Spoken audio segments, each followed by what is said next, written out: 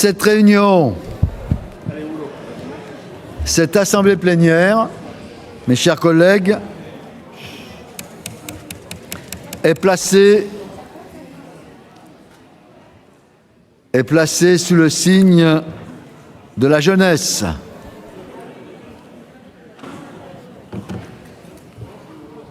Alors cette thématique de la jeunesse fait écho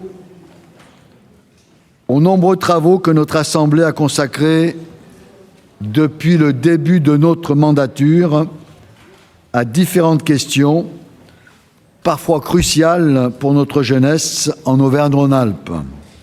S'orienter, se former, accéder à l'autonomie, traduire en actes ses valeurs, autant de sujets sur lesquels le Césaire a conduit une réflexion et émis des propositions, comme en témoigne la plaquette qui vous a été remise à l'entrée et qui synthétise les différents travaux ainsi conduits.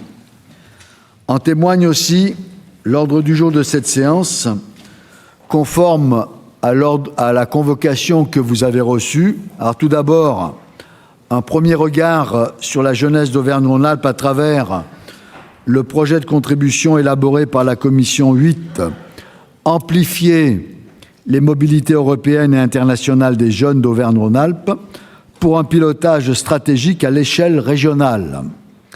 Puis, Sandrine Stojanovic et Jacques Cadario présideront la séquence de présentation des résultats de l'enquête sur le lycée de demain, enquête conduite dans le cadre du Césaire des jeunes. Elle se déroulera en présence de Philippe Carrière, qui représentera le recteur Olivier Dugrip, Philippe Carrière qui est l'inspecteur d'académie du département du Rhône, de Madame Dubessy qui est vice-présidente de la région en charge des lycées, des jeunes du CAVL qui interviendront tout à l'heure en direct sur les conclusions de cette enquête pour un échange que nous espérons fructueux sur cette question importante. Enfin, je vous rappelle qu'à l'issue de cette assemblée plénière se tiendra dès 17h30 dans cette même salle le colloque jeunesse que nous avons intitulé « Précarité, émancipation, engagement des jeunes » pour une politique régionale de la jeunesse en Auvergne-Rhône-Alpes. Voilà pour l'organisation du déroulé de cet après-midi. Un mot, comme nous le faisons régulièrement, sur une information que nous donnons sur la composition de notre Césaire. Depuis notre dernière assemblée plénière qui s'est tenue le 17 octobre dernier, un nouvel arrêté préfectoral a modifié la composition de notre Assemblée et a été publié le 20 octobre. Monsieur le préfet de région Auvergne-Rhône-Alpes a procédé aux deux désignations suivantes au sein du Collège 2. Pour le groupe Force ouvrière, Éric Devy remplace Pio Vanchiguera, démissionnaire. Et pour le groupe CFDT, Marilyn Puech remplace Victoire Beaujou, démissionnaire. Donc, est-ce que ces deux personnes sont là? Non, pas pour l'instant. Donc, ok, excusez. Donc, l'effectif du Césaire reste fixe à 185, ce qui veut dire que sur les 190 postes théoriques que nous avons, 5 conseillers ne sont pas à ce jour désignés, en particulier pour la CRCI, pôle de compétitivité, l'université, et 2 pour le groupe CGT. Donc, bienvenue, ils ne sont pas là, je leur souhaite malgré tout la bienvenue à Éric Devy, Marilyn Puech. Voilà, donc. Alors, pour le secrétariat de séance,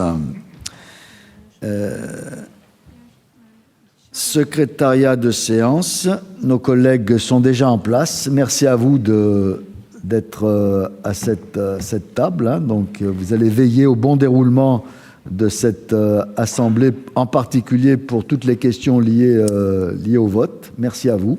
Hein. Donc, et sur ce point, vous allez gérer toute la question des pouvoirs.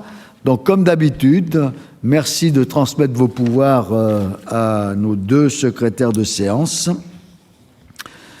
Voilà, et un seul pouvoir, vous aurez à voter 2 fois, hein, donc, puisque la dernière fois, il y en a qui avaient oublié, qui se sont rattrapés en venant nous le dire, mais il faut voter 2 fois en appuyant sur le bouton. Voilà, donc le quorum préalable pour nous garantir la légalité des avis que nous adopterons. Nous allons vérifier si nous sommes le quorum. Il nous faut être aujourd'hui 93 conseillers. Donc, je vous propose de procéder maintenant à un premier vote lié au quorum qui va nous permettre d'ouvrir la séance. Donc, comme on le fait d'habitude, vous appuyez d'abord sur votre écran. Voilà, voilà le quorum. Allez-y, vous appuyez sur n'importe quel des boutons.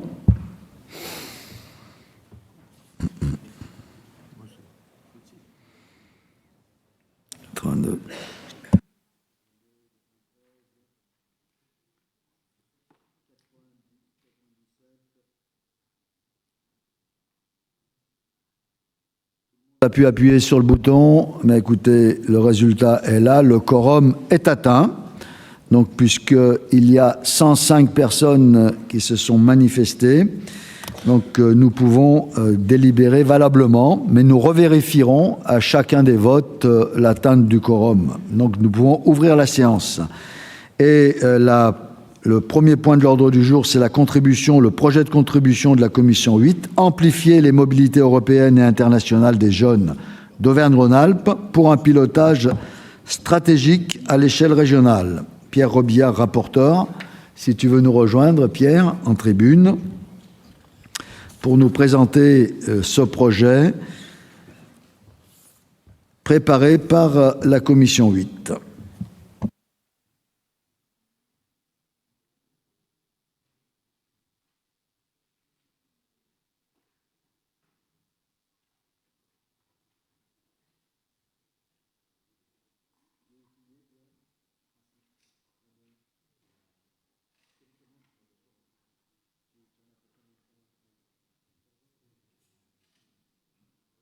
Pierre, tu as la parole.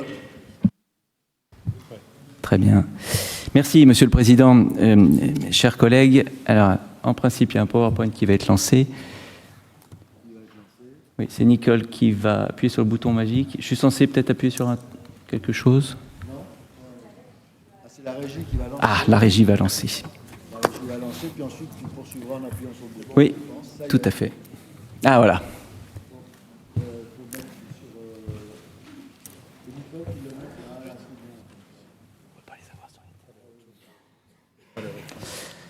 Bien, allez, c'est parti pour ce sujet de la mobilité des jeunes Auvergne-Alpins à l'international.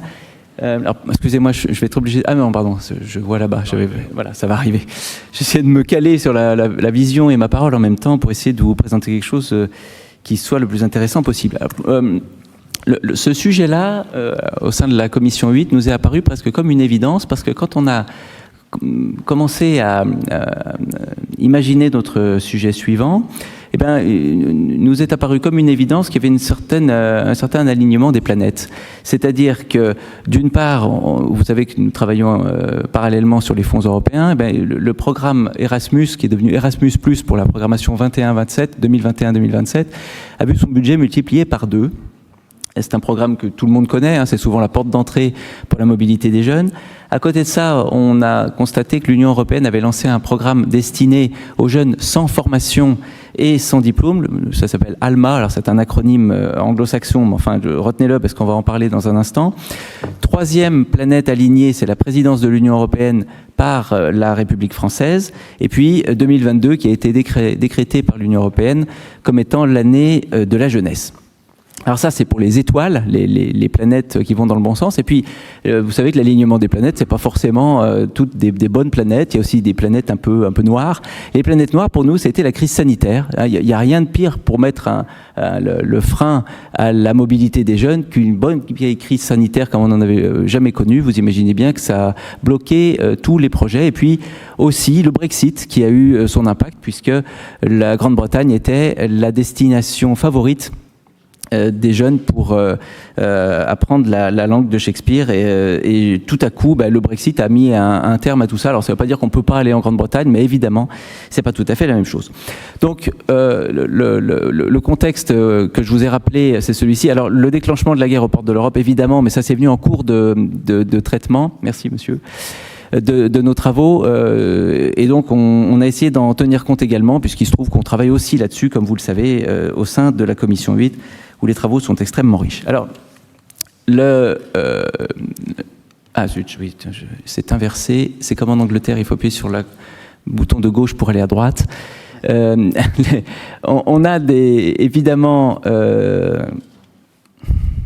voilà, des facteurs favorables dont je vous parlais il y a un instant, et puis on sait que notre région est assez concernée par cela, puisqu'en Auvergne-Rhône-Alpes, on a un vivier de jeunes qui sont susceptibles de partir, qui partent d'ailleurs, qui partaient et qui continuent de partir, mais dans des circonstances un tout petit peu différentes compte tenu de ce que je viens de vous expliquer. Alors la problématique qui s'est posée à nous, c'est précisément d'identifier les enjeux, ce que pouvaient faire les acteurs de notre territoire pour favoriser les départs et les retours, puisque en réalité, ce dont on s'est assez vite rendu compte, et là-dessus il n'y a pas eu besoin de travaux très poussés, c'est que la mobilité internationale des jeunes était un atout pour nos territoires, pour les entreprises, pour la société civile en général, et évidemment pour les premiers concernés, puisque ça leur donne tout un tas pour reprendre un terme anglo-saxon, de soft skills, ces fameux, ces compétences ou ces aptitudes qui ne sont pas forcément reconnues par l'éducation nationale, mais qui en tout cas construisent les individus et contribuent à la citoyenneté européenne. Alors, voilà dans quelle direction au pluriel nous avons travaillé.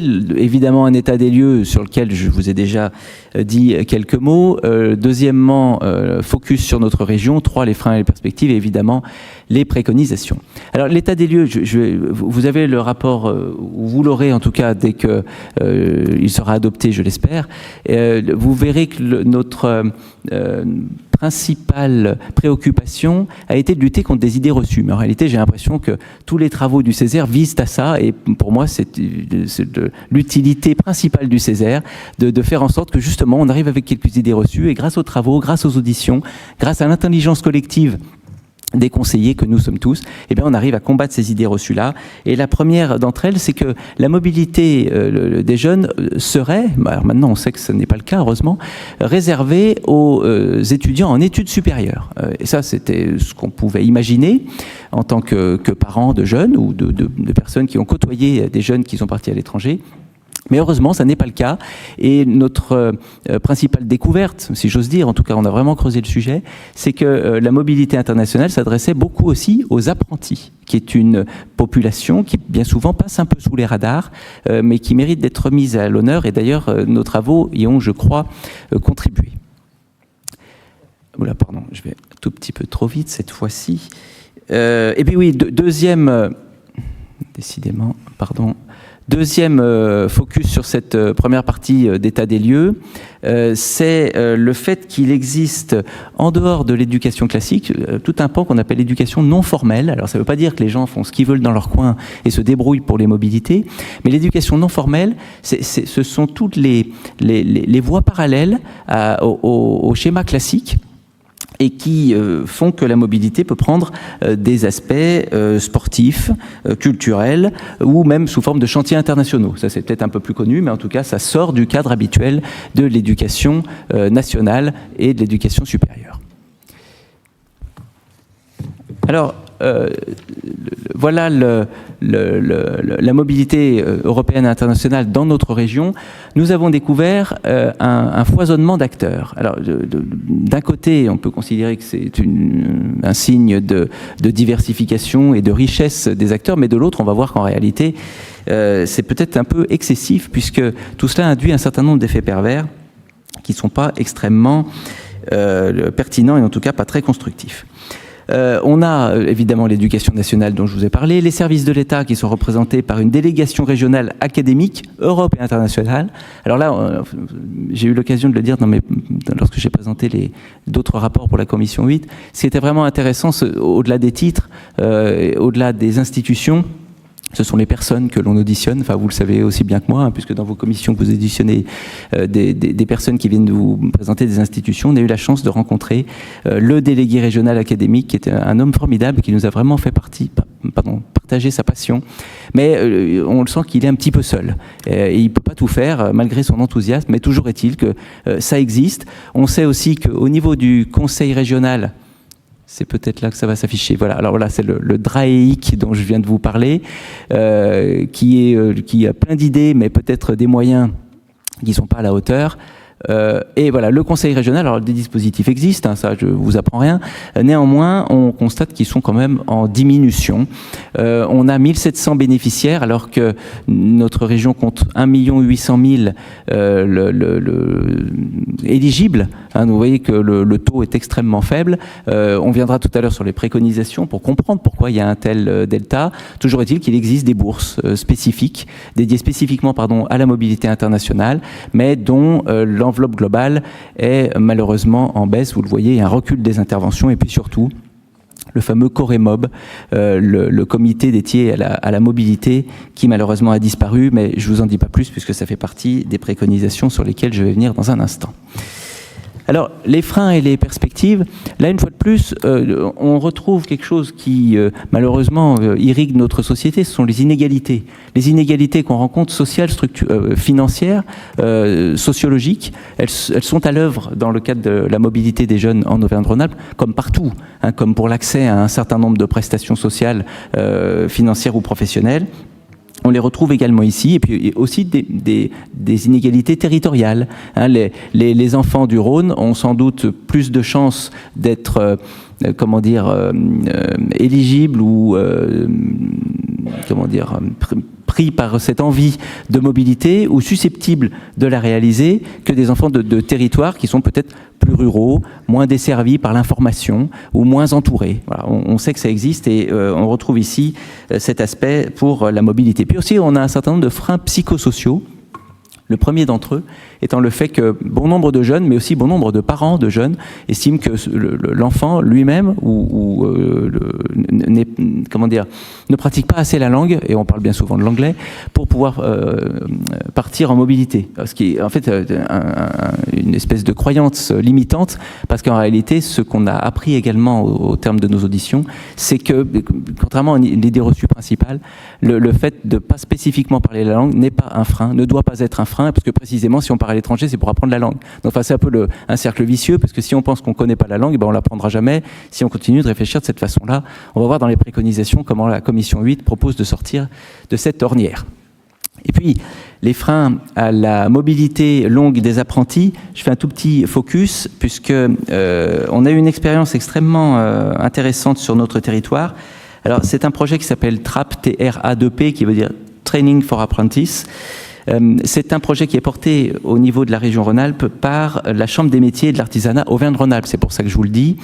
En partenariat avec 3 autres régions européennes, une en Finlande, une en Italie et une en Allemagne. C'est un projet européen, vous l'aurez compris tout de suite, qui vise à identifier et lever les freins pour la mobilité de longue durée en cours d'apprentissage. Je vous parlais de l'apprentissage dans mon introduction, on voit ici qu'elle est bien représentée, bien identifiée et qu'on essaye de la favoriser sous tous les angles possibles. Alors, heureusement, il y a quand même un certain nombre de perspectives un peu plus réjouissantes. Il n'y a pas que des freins dans cette histoire-là. La première perspective, c'est les consortiums régionaux. À quoi ça sert en quelques mots et schématiquement? Ça permet de mutualiser des actions et des fonds. Plutôt que chacun essaie de monter son projet dans son coin, je vous parlais tout à l'heure du foisonnement d'acteurs, si vous avez 10 ou 15 acteurs qui essaient de monter leur projet dans son coin en faisant appel à des fonds européens, on sait à quel point, on a eu l'occasion de vous présenter nos travaux sur les fonds européens, on sait à quel point c'est compliqué, c'est de longue haleine et c'est extrêmement difficile à mettre en place, ne serait-ce que sur le plan matériel. Bon, on peut être à peu près sûr que le projet ne verra pas le jour ou qu'il mettra des années et que les fonds se seront envolés. Donc l'intérêt des consortiums régionaux, c'est précisément de regrouper des acteurs. Enfin, c'est le simple adage que tous ensemble, on va certainement plus loin que tout seul dans son coin, et on a un certain nombre d'associations. Je prends en exemple dans notre rapport l'AMI LoRa, qui est l'association régionale des missions locales d'Auvergne-Rhône-Alpes. Vous voyez qu'on a la Chambre des métiers qui a mené un projet de son côté, et puis l'association des missions locales qui regroupe 61 missions locales de la région, qui aussi a pris son bâton de pèlerin et a monté ce consortium qui permet de rassembler des fonds pour favoriser la mobilité des jeunes. Je vais un tout petit peu trop vite. Voilà, on arrive maintenant aux préconisations. Les préconisations, vous les aurez déduites de mon propos. En fait, tout ce qui est un frein, on va essayer de le lever. Et le premier d'entre eux, je vais sur le schéma qui est là, voilà. J'espère que vous le voyez à peu près suffisamment, parce que le Coremob, le fameux comité régional de la mobilité, c'est le père de toutes les préconisations.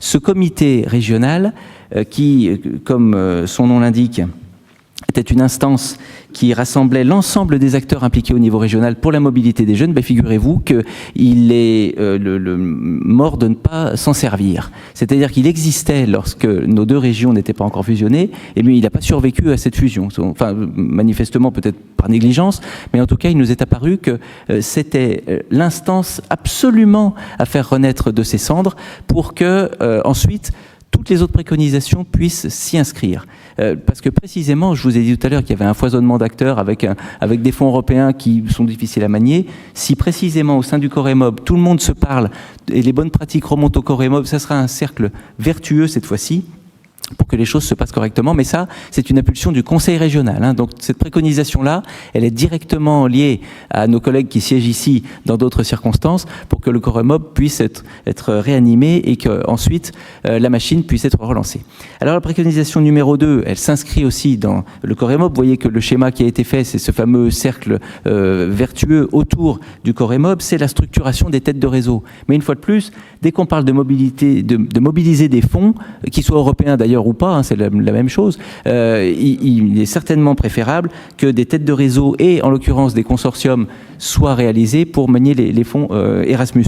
Erasmus+, pour mémoire, c'est 26 milliards sur la programmation 21-27. Donc vous voyez que les fonds sont importants. Alors, pardon, qu'on ne se méprenne pas, c'est 26 milliards pour l'Europe, pas pour la région Auvergne-Rhône-Alpes. Malheureusement, je suis le premier à le regretter, mais enfin néanmoins, si on veut participer à ce tour de table, encore faut-il se signaler, et si on n'a pas de Coremob, nous pensons dans la commission 8 que ça serait extrêmement compliqué.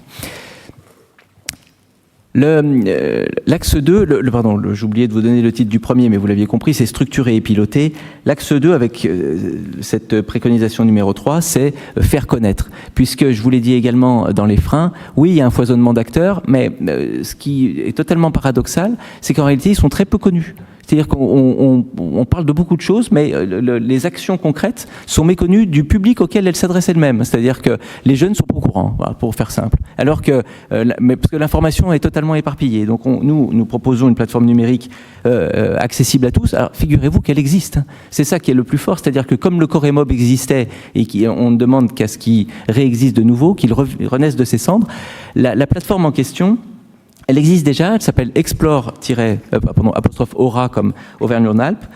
C'est un annuaire des acteurs de la mobilité. Pour l'instant, c'est propulsé par une association régionale qui s'appelle Co-Travaux depuis 2017. Et là-dessus, vous trouvez tout. Mais encore faut-il que ça se sache. C'est-à-dire que nous, dans la commission, il me semble que peu d'entre nous connaissaient cette plateforme. Et quand on a interrogé nos divers auditionnés, 1 sur 2 ne savait même pas que ça existait. Alors que c'est précisément l'endroit où toutes les informations sont centralisées. Donc on voudrait que, sous l'égide du Coremob, de la région, du Conseil régional, une plus grande visibilité soit donnée à cette plateforme. Et vous voyez que c'est à peu de frais puisque ça existe déjà. Donc c'est juste une démarche de communication. L'axe 3, c'est préparer, susciter l'envie, lever les freins au départ, je vous en ai parlé tout à l'heure, les freins culturels, psychologiques et linguistiques. Alors ça nécessite un peu de pédagogie. Mais une fois de plus, on a un fil rouge dans nos préconisations, c'est qu'elles soient le plus pragmatique possible, le plus proche du terrain et qu'elles coûtent le moins cher possible. Le Coremob, il suffit de le relancer. Explorera, ça existe déjà.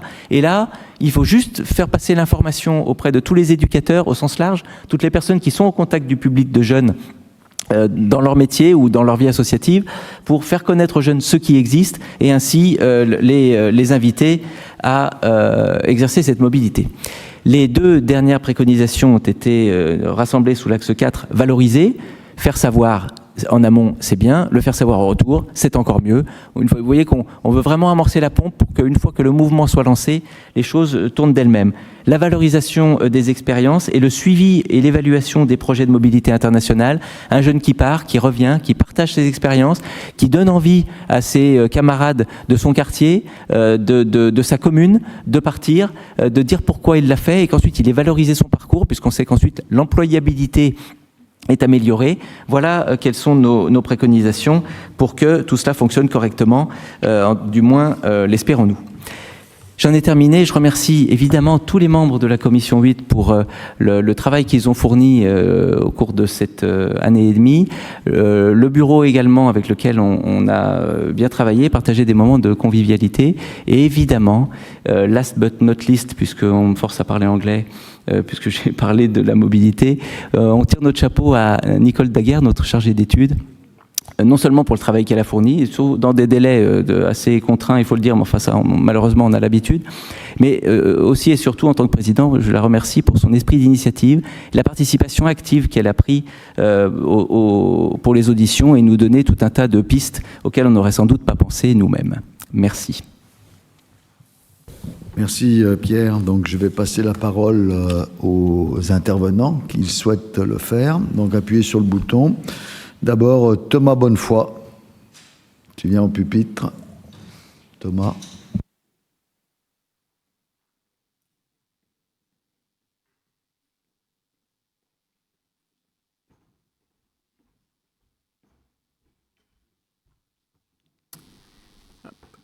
Monsieur le Président, Mesdames les conseillères, Messieurs les conseillers, développer la mobilité internationale des jeunes est essentiel du fait des impacts positifs et durables des séjours à l'étranger sur les jeunes, tant sur l'insertion professionnelle que sur la construction de soi. Instrument d'éducation citoyenne, d'insertion professionnelle et sociale et de coopération internationale, la mobilité à l'international constitue un champ stratégique de l'action publique en direction de la jeunesse. Reconnue par les pouvoirs publics pour ses effets positifs, elle reste un axe important des politiques d'éducation et de jeunesse, tout en étant plébiscitée par les jeunes, qui sont nombreux à la considérer comme une expérience incontournable dans leur parcours d'insertion et vers l'autonomie. La mobilité peut être un extraordinaire levier dans le parcours des jeunes, notamment de ceux qui, a priori, en sont le plus éloignés. Elle les aide à gagner en autonomie, en estime de soi et en employabilité. Aujourd'hui, si la mobilité internationale touche une part croissante de jeunes, celle-ci reste insuffisante et est marquée par des inégalités d'accès persistantes, notamment vis-à-vis des jeunes les plus vulnérables. On pense bien sûr aux jeunes en difficulté sociale et professionnelle, on doit penser aussi aux jeunes en situation de handicap, quel qu'il soit, mental, physique, sensoriel ou autre, et ainsi anticiper et intégrer les coûts additionnels concernant directement les participants handicapés et les personnes qui les accompagnent. Tous les jeunes ne souhaitent pas partir dans un autre pays. La mobilité internationale est une question d'envie et de choix, mais chaque jeune devrait avoir la possibilité d'être informé et de faire valoir son droit à découvrir la mobilité internationale. La contribution du Césaire rappelle très bien plusieurs de ces freins, sociaux, psychologiques, économiques, qui expliquent le non-recours à la mobilité chez certains jeunes. À ces causes s'ajoute également la méconnaissance des programmes de soutien à la mobilité, de la part des jeunes, mais également de la part des adultes avec lesquels ils sont en contact, enseignants, animateurs, conseillers en mission locale, parents, etc. La nouvelle génération de programmes européens, notamment Erasmus+, est une opportunité pour déployer assez largement la mobilité internationale des jeunes dans notre région. Cela doit être une opportunité financière, bien sûr, mais également une opportunité de faire de la mobilité internationale un champ stratégique de l'action de notre région. On ne peut que souligner la nécessité d'une meilleure coordination et coordination des politiques publiques qui renforcent leur efficacité et permettent de disposer de données fiables pour leur évaluation. Il conviendrait ainsi de porter une politique régionale ambitieuse pour que tous les jeunes, tous les territoires et tous les projets puissent être soutenus. Nous encourageons ainsi la région à se saisir des opportunités, des pistes d'amélioration identifiées dans la contribution du Césaire. Sauf expression individuelle, le collège 3 et 4 votera cet avis. Merci Thomas. D'autres demandes de parole?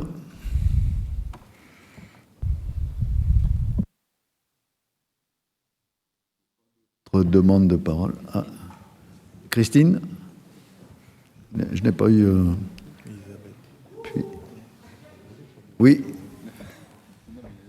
Il y en a d'autres qui s'est affiché. Elisabeth, ça y est, c'est bon. Ça s'est affiché. Christine?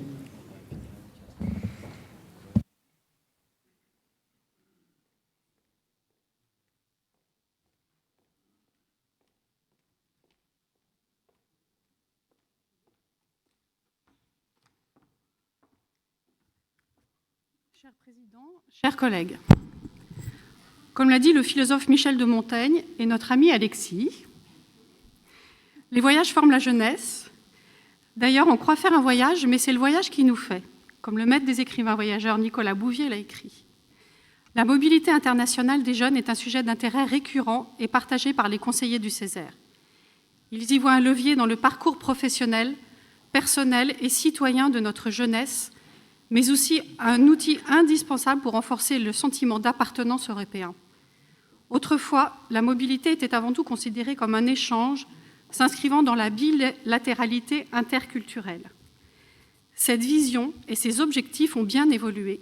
La mobilité est devenue également un atout individuel, presque incontournable de l'employabilité, un plus sur un CV, un atout de réussite pour les jeunes ayant vécu un séjour à l'étranger, mais également un atout pour les entrepreneurs. Pour les jeunes issus de la mobilité, les bénéfices sont multiples. Au niveau professionnel, la mobilité permet d'acquérir de nouvelles méthodes de travail, d'analyse, de développement et d'entrepreneuriat. Elle enrichit les étudiants qui reviennent forts d'une formation différente. Ceux-ci font preuve d'adaptabilité à des règles de vie et de travail différentes, à des approches et des techniques professionnelles nouvelles, à un environnement culturel et linguistique peu familier.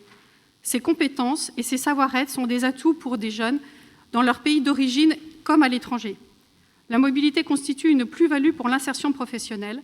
Elle génère un effet accélérateur de retour à l'emploi. Les jeunes ayant une expérience de mobilité sont moins souvent au chômage au cours des 3 premières années de leur vie active, environ 10 points de moins que ceux n'ayant pas effectué de séjour à l'étranger. Ils accèdent au premier emploi en moyenne à 2,9 mois contre 4,6 mois pour ceux qui n'ont pas connu la mobilité. La mobilité est un plus sur un CV. À CV égal, une entreprise choisira plus facilement un jeune ayant fait preuve d'ouverture d'esprit, de curiosité et acceptant de partir à l'étranger. C'est un gage d'adaptabilité. 37% des jeunes issus de la mobilité accèdent à un premier emploi à durée indéterminée contre 26% pour les autres. La mobilité permet l'exportation du savoir-faire à la française, de son rayonnement, mais elle permet également l'importation des connaissances et techniques étrangères, favorables au développement économique français dans tous les secteurs, que ce soit la recherche, la médecine, l'industrie, l'artisanat, ainsi que les activités de services telles que la banque ou encore les assurances. La mobilité est bénéfique autant pour les grands groupes que pour les artisans. Soyons très vigilants néanmoins au risque de la fuite des cerveaux. Dans la recherche, par exemple, les conditions parfois plus favorables à l'étranger incitent les jeunes à rester dans le pays d'accueil. En 1995, 0,9 millions de Français étaient immatriculés dans nos consulats à l'étranger. Ils sont désormais presque 2 millions. Ces Français sont des actifs qui échappent à notre activité économique. Les bénéfices sont également personnels. Au-delà d'un enrichissement personnel, les échanges entre jeunes internationaux favorisent le partage, l'ouverture d'esprit, le sentiment et la fierté d'appartenance européenne. Elle permet aux individus de progresser dans la prise en compte de l'altérité et dans le respect des cultures différentes. Et bien sûr, elle apporte aux jeunes une maîtrise de la langue du pays accueillant et ou de l'anglais. Il n'y a de meilleur enseignement que l'immersion. 85% des apprenants estiment que leur confiance en soi, leur sérénité, leur ouverture d'esprit, leur adaptabilité se sont renforcées. Les compétences en résolution des problèmes et leur autonomie se sont développées. Afin de pouvoir mesurer les bénéfices de cette mobilité, le Collège 1 soutient la préconisation suivante: développer le suivi, l'évaluation et la valorisation des projets de mobilité internationale des jeunes. Concernant la mobilité sortante, la France est le premier pays d'envoi pour la mobilité dans l'enseignement supérieur et le deuxième pour la mobilité de l'enseignement et de la formation professionnelle. Pour les deux types de mobilité, le Royaume-Uni est le premier pays de destination des apprenants de France. Les freins, malgré ces bénéfices confirmés, il demeure certains freins et difficultés d'accès à cette mobilité. Ceux-ci sont multiples, culturels, la méconnaissance des dispositifs. Il existe trop de sources d'informations et de dispositifs, ce qui provoque la mésinformation. Aussi, le Collège 1 soutient la préconisation de développement d'une plateforme numérique unique et accessible qui centralise l'information sur la mobilité des jeunes afin de pallier à la méconnaissance des dispositifs et leur trop grande diversité. L'obstacle du coût peut faire également barrage. Obstacle culturel et éducatif, bien que fortement démocratisée, la mobilité à l'étranger n'est pas encore intégrée dans tous les milieux en France, alors que dans d'autres pays comme ceux du Nord, un séjour à l'étranger fait partie intégrante du cursus éducatif. Il est nécessaire que la mobilité soit accessible à tous les publics afin de ne pas exclure les apprentis et les jeunes défavorisés. Le complexe français, ne pas oser tant que l'on ne maîtrise pas parfaitement une langue. Ce complexe bloque certains candidats à la mobilité qui s'empêchent de partir en raison de leur faible niveau linguistique. Conjoncturel, le Brexit, la guerre en Ukraine et les pandémies, le Royaume-Uni était la première destination européenne des jeunes Français en mobilité Erasmus. Le retrait de la Grande-Bretagne de l'Union européenne a modifié les règles de circulation des personnes. De nombreux organismes se sont dès lors tournés vers de nouvelles destinations anglophones, comme le Portugal ou Malte. Le déclenchement de la guerre en Ukraine, suite à l'invasion russe, a définitivement ébranlé l'idée du continent pacifique et pacifié. Il a aussi révélé l'existence d'une identité européenne forte, forgée autour de valeurs communes comme la paix, la démocratie ou encore le pluralisme et le libéralisme économique, qui ont autant d'acquis communautaires qu'il convient de consolider. Les échanges et les rencontres entre jeunes européens et internationaux sont un outil majeur de la connaissance mutuelle de la paix. Ils favorisent la conscience de partager un présent et un avenir commun. La mobilité internationale peut favoriser la réussite de tous les jeunes. Elle participe à la construction d'un sentiment d'appartenance, à un espace de vie et de projets en commun et à des valeurs partagées. Dans un contexte de globalisation et de concurrence internationale, des activités de recherche, de formation ou encore de développement économique, la mobilité internationale peut être un levier de développement pour notre territoire et peut participer à la mise en œuvre de certains objectifs stratégiques. Aussi, sauf expression individuelle, le premier collège soutiendra l'avis présenté et votera favorablement. Merci Christine. Elisabeth Saillant.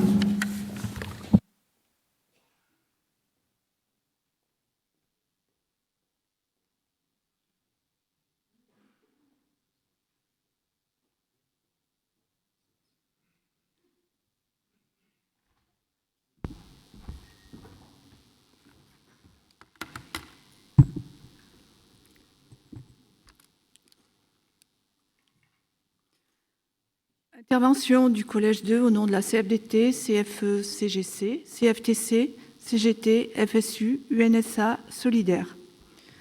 Monsieur le Président, Mesdames, Messieurs, chers collègues, les jeunes d'aujourd'hui seront les acteurs du monde de demain.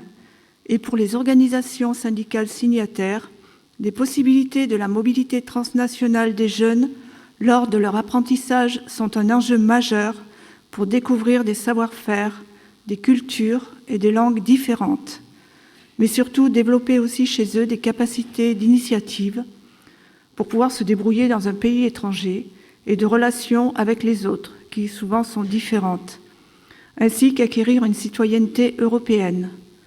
Néanmoins, en Auvergne-Rhône-Alpes, l'absence de compte analytique du budget régional ne permet pas de connaître exactement la répartition des enveloppes ainsi que la consommation des crédits budgétaires annuels par programme. En d'autres termes, cela ne permet pas de connaître l'effort budgétaire de la région sur cette politique publique comme sur les autres, d'autant qu'il n'existe plus aujourd'hui d'évaluation de politique publique régionale. Il existe plusieurs bourses, dont celle pour les mobilités académiques et les stages, mais aussi le dispositif de bourse à la mobilité internationale des jeunes entrepreneurs. Enfin, celle prévue pour les lycéens et les apprentis. Et sur celle-ci, nous constatons qu'en 2021-2022, 1700 jeunes lycéens ont pu bénéficier des bourses régionales de mobilité internationale. Autant dire que c'est peu sur le nombre de jeunes dans notre région. Alors que ce sont sans aucun doute les catégories les plus à aider pour partir à l'étranger. En effet, les familles n'ont pas forcément les capacités financières et les relations sociales pour aider le jeune à préparer sa mobilité. Une langue étrangère n'est souvent pas maîtrisée et devient vite un frein au départ, mais aussi la peur de ne pas s'adapter à de nouveaux modes de vie, ce qui rend une mobilité difficile sans accompagnement pour les familles. C'est pourquoi, en dépit des différents dispositifs des aides octroyées aux jeunes en mobilité, une attention particulière et un effort conséquent devraient être mis en place pour les catégories sociales les plus défavorisées. Enfin, la baisse des enveloppes annuelles budgétaires en faveur de cette mobilité soulève une contradiction avec les objectifs du SRESRI, qui sont rayonner grâce à ses étudiants, ses laboratoires et ses grands projets stratégiques. L'intitulé de la contribution « Amplifier les mobilités européennes et internationales des jeunes d'Auvergne-Rhône-Alpes pour un pilotage stratégique à l'échelle régionale » suggère que la mobilité des jeunes doit également s'appréhender au-delà des frontières européennes. La contribution n'évoque pas ce volet. Le Césaire pourrait intégrer dans ses futurs travaux cette dimension. De même, dans le cadre de la coopération avec les pays en voie de développement, des bourses internationales pourraient permettre à des jeunes de venir se former dans notre région. Les organisations syndicales signataires regrettent que le Coremob, l'organisme pilote de la mobilité internationale, ne soit plus réuni par la région Auvergne-Rhône-Alpes depuis 5 ans. Nous demandons impérativement que l'ensemble des acteurs concernés par ces actions auprès des jeunes de moins de 30 ans se coordonnent avec les services régionaux pour une meilleure utilisation des fonds et développent de nouvelles possibilités d'aller apprendre et vivre dans un autre pays. Si cette année a été celle de la jeunesse en Europe, dans son discours du 14 septembre 2022 sur l'état de l'Union, Madame Ursula von der Leyen, présidente de la Commission européenne, a annoncé « L'Europe doit devenir plus attractive pour les détenteurs d'une compétence particulière qui veulent la faire fructifier. C'est pourquoi je propose de faire de 2023 l'année européenne des talents et surtout de la formation continue. » Les organisations syndicales signataires partagent pleinement les préconisations de cette contribution et la voteront en remerciant Nicole Daguerre pour sa disponibilité, le président Pierre Robillard pour la convivialité avec laquelle il anime nos débats, mais aussi pour l'ensemble des intervenants auditionnés devant les membres de la Commission Coopération internationale Europe et Fonds structurels pour leurs éclairages et apports qui nous a permis d'élaborer ce projet. Je vous remercie de votre attention. Merci, Elisabeth. Et je passe maintenant la parole à Fabrice Sago. Fabrice. Non? Non, voilà. Donc, Alexis Monet.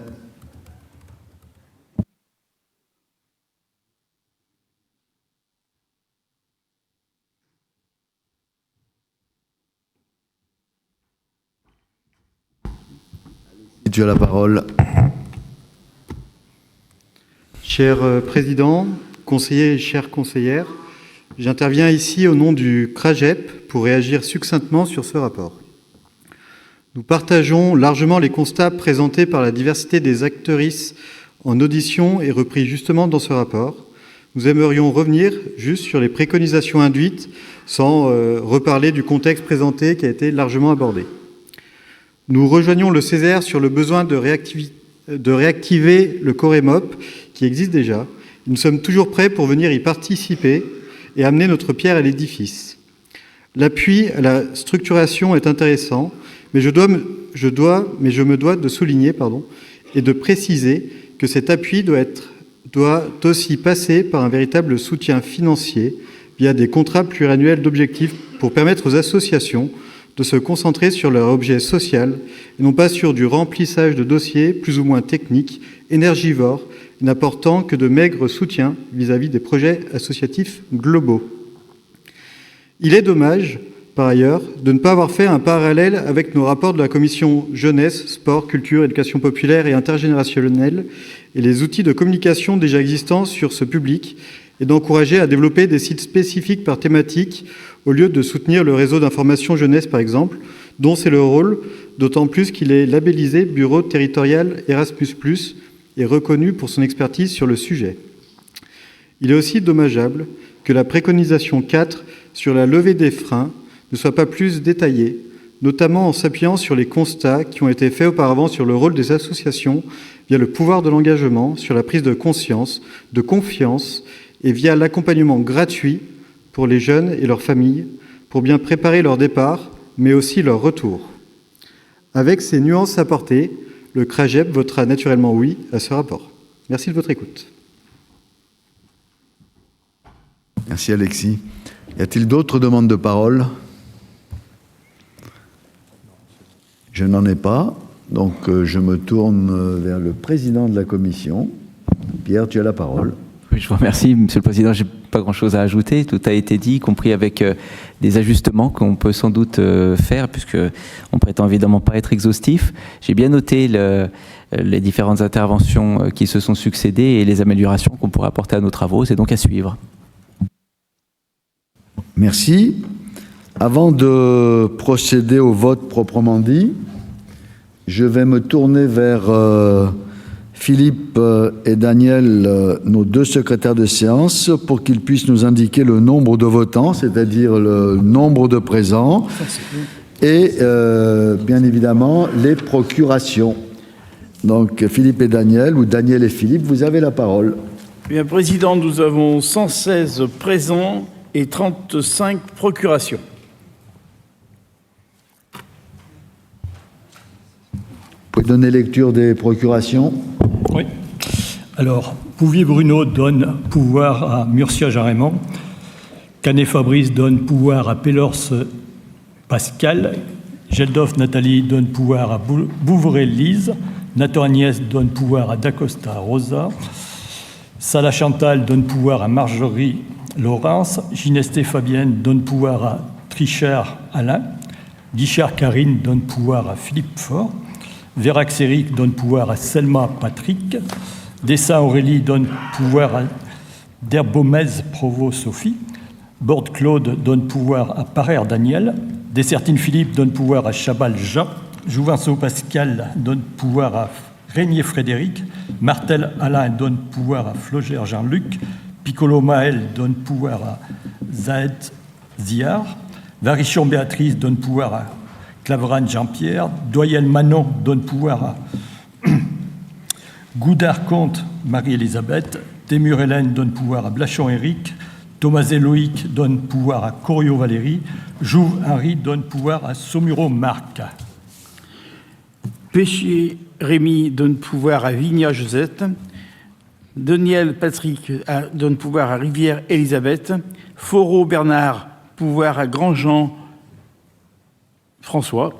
Bisson-Bruno donne pouvoir à Musset-Sophie. Malnologlou Antoine donne pouvoir à Tasso Christian. Accolacé Éric donne pouvoir à Robert Carcélès. Galien Sylvie, boulevard à Gilbert Mardelaine. Loza Jean-Luc, boulevard à Barra Jean. Marilyn Puech, pouvoir à Roberto Sansoro. Sivardière Patrick, pouvoir à Lamotte Bruno. Nini Agnès, pouvoir à Legac Elisabeth. Joyau Blin Christian, pouvoir à Guillaume Jean-Marc. Schmitt Isabelle, pouvoir à Bolf Edith. Pichot Arnaud, pouvoir à Gilquin Jean-Pierre. Delaune Colette, pouvoir à Samouf Daniel. Et Ségou Hélène, pouvoir à Beauchard Frédéric. Voilà, Président. Merci donc pour cette précision importante qui nous permet de voter valablement, avec une petite parenthèse pour évoquer le nombre de plus d'une quarantaine de membres du Césaire qui ne sont pas dans les deux listes que vous avez évoquées, c'est-à-dire qui sont absents de notre hémicycle et non excusés. Donc, je vous propose de voter maintenant pour l'adoption de ce rapport préparé par la Commission 8. Comme d'habitude, vous pouvez y aller.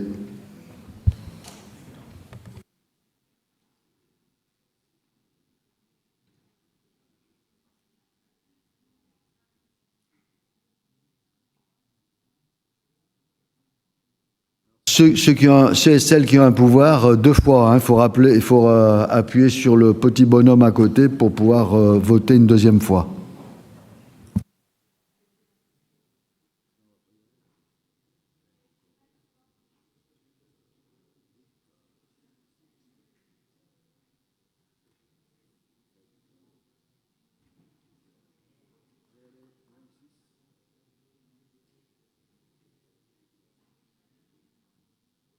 Est-ce que tout le monde a pu voter? Non, encore, justement. Donc, combien n'ont pas pu voter parce que tu as un pouvoir? D'accord, et tu n'as pas pu le prendre en compte, c'est ça? On le rajoute en oui? D'accord, on le rajoutera manuellement. Y en a-t-il d'autres qui n'ont pas pu voter? On le rajoutera. Eh bien, écoutez, c'est bon. Donc, Madi aussi, tu n'as pas pu... un vote en plus. On rajoutera les deux. Donc, et Christophe Marguin qui n'a pas pu voter. Donc, ça en fait 3 à rajouter sur le oui. Eh bien, écoutez, le rapport est adopté avec 147 plus 300, 150 et 2 abstentions. Donc, merci à vous. Bravo au travail qui a été fait par la Commission.